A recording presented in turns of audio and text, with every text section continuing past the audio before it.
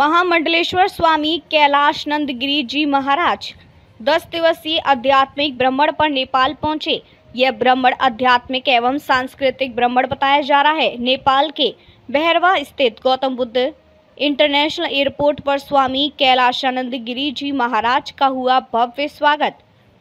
निरंजन अखाड़े के पीठाधीश्वर एवं आचार्य महामंडलेश्वर स्वामी कैलाशानंद गिरी जी महाराज अपने 10 दिवसीय आध्यात्मिक भ्रमण पर नेपाल पहुंचे, जहां स्वामी जी के शिष्यों एवं उनके भक्तों ने ढोल नगाड़ों एवं गाजे बाजे के साथ भव्य स्वागत किया। इस दौरान उन्होंने पशुपतिनाथ मंदिर में अभिषेक किया।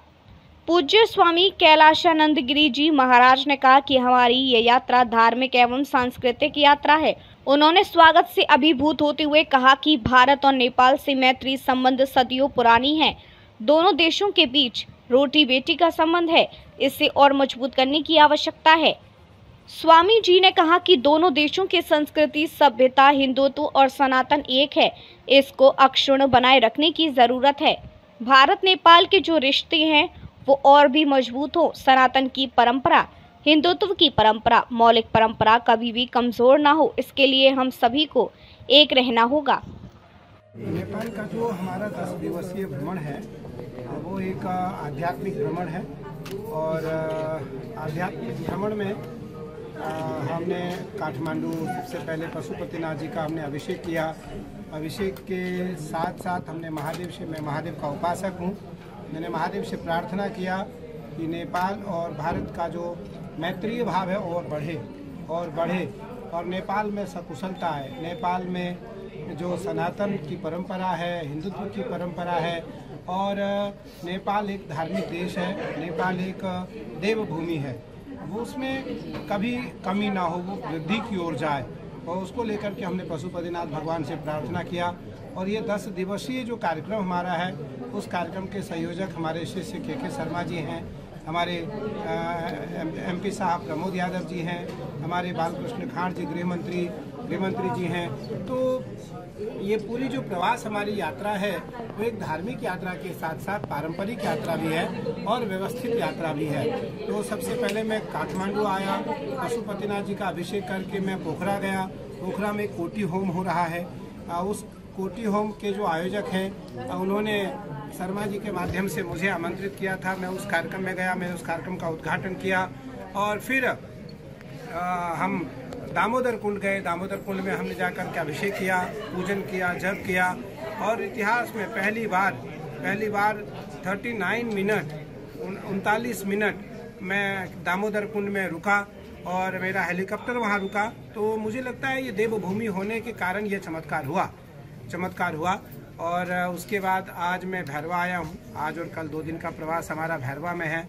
भैरवा में जो हमारे प्रमुख लोग हैं उनके घर हम जाएंगे। कमल मालपानी जी हैं, चुन्नू पुड़ेल जी हैं हमारे शिष्य, उनके घर जाएंगे। उनका आतिथ्य प्रमोद जी के घर में मैं आश्रम में रुका हुआ हूँ। ये मेरा आश्रम है, मैं यहाँ रुका हुआ हूँ इस होटल रिजॉर्ट में। मंत्री जी 1 महीने से प्रमोद जी मंत्री जी हमारी व्यवस्था में हैं। मंत्री जी के धर्मपत्नी सांसद हैं, वो हमारे साथ हैं पूरे यात्रा में हमारे साथ हैं। इनका पुत्र अंकित खाड़ हमारे साथ है पूरे यात्रा में। मेरा एक यात्रा का जो मूल उद्देश्य है वो ये है कि भारतीय परंपरा जो सनातन परंपरा है और मौलिक परंपरा जो देवभूमि हमारा नेपाल है, इस देवभूमि की मौलिक सिद्धांत, क्योंकि यहाँ बहुत बड़े बड़े स्थान ऐसे हैं जिसकी मान्यता बहुत है। अभी हम काठमांडू जाएंगे, वहाँ दक्षिण काली है, तो मैं दक्षिण काली का उपासक हूँ। तो दक्षिण काली जाएंगे हम, दक्षिण काली पूजा करेंगे, अभिषेक करेंगे, माँ का अर्चन करेंगे और नेपाल वासियों के लिए, नेपाल के जो धर्मावलंबी लोग हैं उनके लिए और विश्व में जो धर्मावलंबी लोग हैं उनके कल्याण के लिए हम भगवान से प्रार्थना करेंगे।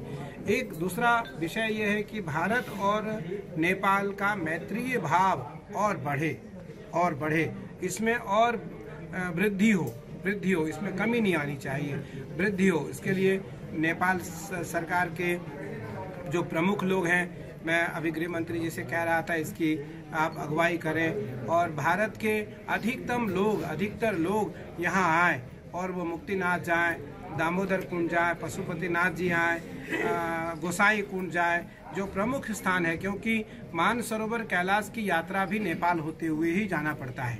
मैं लगभग 13 बार कैलाश की यात्रा किया, तो इसलिए इस पहल को आगे बढ़ाया जाए।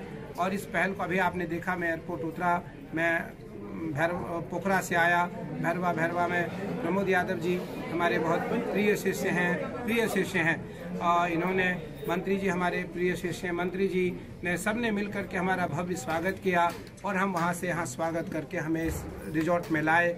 यहाँ ला करके अभी हम यहाँ आकर के हमने सबसे मिला। मैं इंडियन मीडिया से भी मिला, नेपाल मीडिया से भी मैं मिल रहा हूँ। मेरा एकमात्र भाव है कि कैसे भी देश में और दुनिया में सनातन परंपरा स्थापित हो सके, सनातन परंपरा पर कभी भी कोई विखंडन ना आए, सनातन परंपरा पर कभी कोई आँच ना आए, और सनातन परंपरा कभी कमजोर न पड़े, उसको लेकर के बड़े बड़े जो आचार्य हैं, धर्माचार्य हैं, वो काम करते रहते हैं, और हम लोग भविष्य में भी करते रहेंगे।